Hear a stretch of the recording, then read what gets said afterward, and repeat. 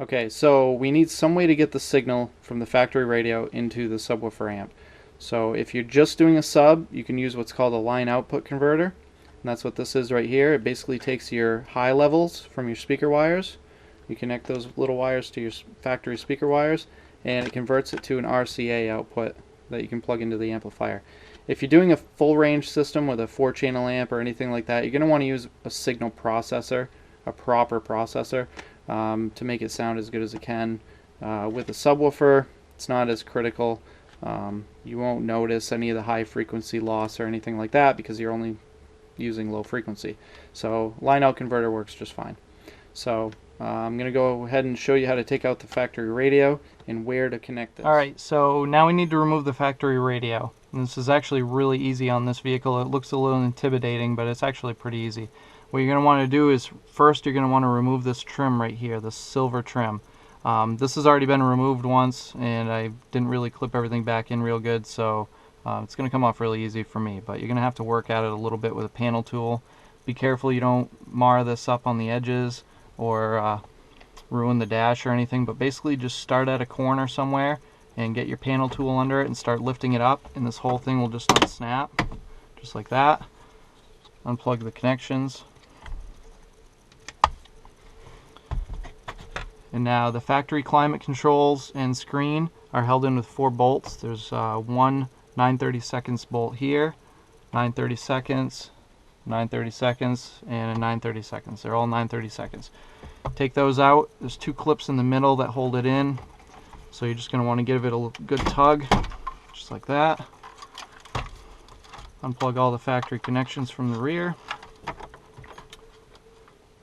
And set that aside as well. Now this unit right here is the one we're looking for. This is actually the guts of the radio. That is just the screen for the radio. This is what actually has the amplifier and all the inputs and everything into it. This is your OnStar unit. We don't care about that. And your CD player. We don't care about that either. So this plug is the plug we're looking for. I'm going to hook the line out converter to the front channels on this one, because the front channels in this truck actually seem to be what reproduce the low frequency, the front doors. So I'm going to use the front channels. A lot of vehicles I'd use the rear, but on this particular one I'm going to use the front. And the front channels, hopefully you can see this, the front channels are the left 4 pins. So on the very left, on the top, you have a blue, that's your positive left. You have a brown with a blue stripe, that's your negative left channel. And then you have yellow, which is your right channel positive, and yellow with a black stripe, that's your right channel negative. So next we're going to hook up the line out converter to those 4 wires and get ready to run the RCAs. Alright, got my line out converter all wired up, and I just kind of stuck it down here underneath the OnStar unit on top of the CD player. There's plenty of room back here, so you can stick it right here or up in here, wherever you can fit it. That's just a nice secure location. I put some double-sided sticky tape on it just to hold it there. I soldered all my connections. Always a good idea to solder. You can do whatever you want, but I always try to consider everything I do permanent. So I soldered everything in there. I ran my wires through the glove box, my RCAs. If you'd like to do that as well, it's really easy to get the glove box out. I already have this one unbolted, but just open up the top one, open it up. There's a couple T15 Torx right there and right there. And if you look underneath, I don't know if you'll be able to see this, but there's also a T15 here and right there. And once you get those out, you can just pull on the glove box and the whole thing comes right out. And you can run your wires up through. I ran it up across the top here, you can't see them. And then down along the kick panel. You can pop open this raceway right here and run your RCAs in there. It's a great spot to run them. I'm glad this truck has these actually. Did the same thing on the other side. Went right through the raceway, tuck it under the carpet. And again, I ran mine to the back wall because that's where I put my amplifier. Ran right through the raceway, along the back wall.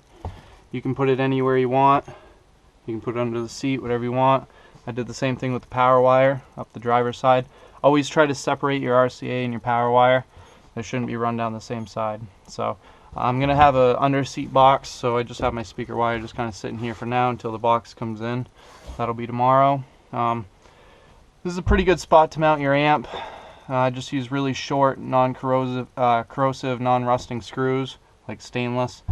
Mount it to the back wall. Just use real short ones, it won't go through very far. You can, like I said, put it under the seat. Make sure you ground it really well. Don't just use like a self-tapping screw. Some people say not to use the seat bolts.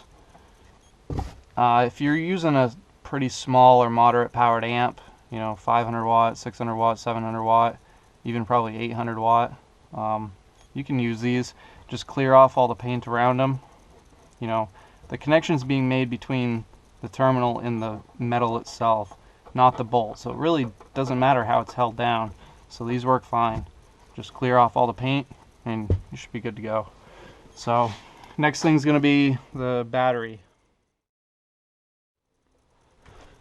Okay, so I think what my plan here is going to be is to run from the fuse holder right along this factory wire, and I'm going to make a notch in the fuse box, like a half moon right here, sort of like what they did on this side. And I'm going to run the wire right in through here.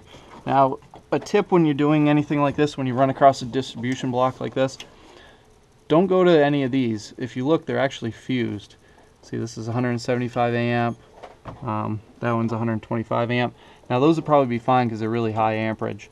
But you always want to go as close to the battery terminal and without any fuses as you possibly can. So I'm going to run it all the way along this bus bar here, and I'm going to go right to this terminal right here.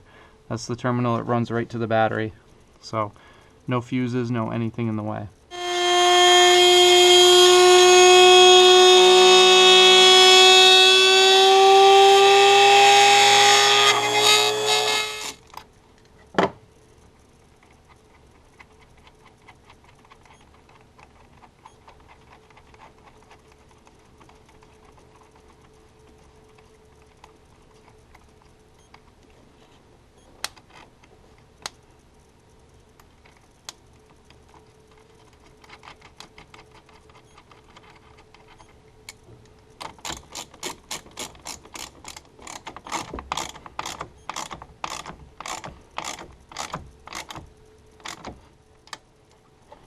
Now after you run your wire through there and you make your little notch there, you're going to have to remove this little piece of plastic here inside where the wire runs through. It doesn't give you enough room to run through, so all you have to do is cut this out. You can use a pair of snips or use your Dremel and just cut this right off.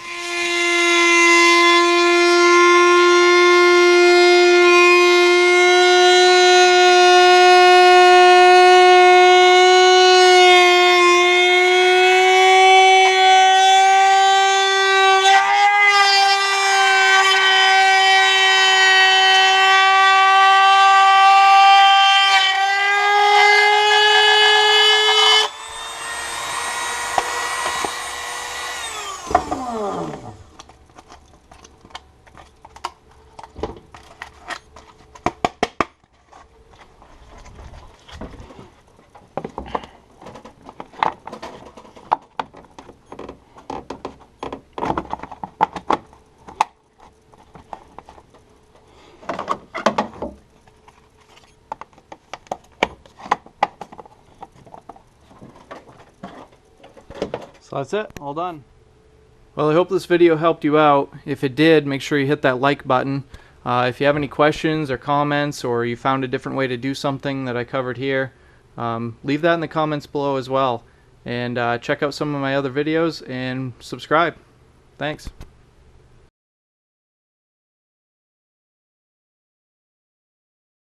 It's a little rubber. I'm just going to snip that off, and that, god damn it, converter. You can get these in all kinds of different ways. Oops.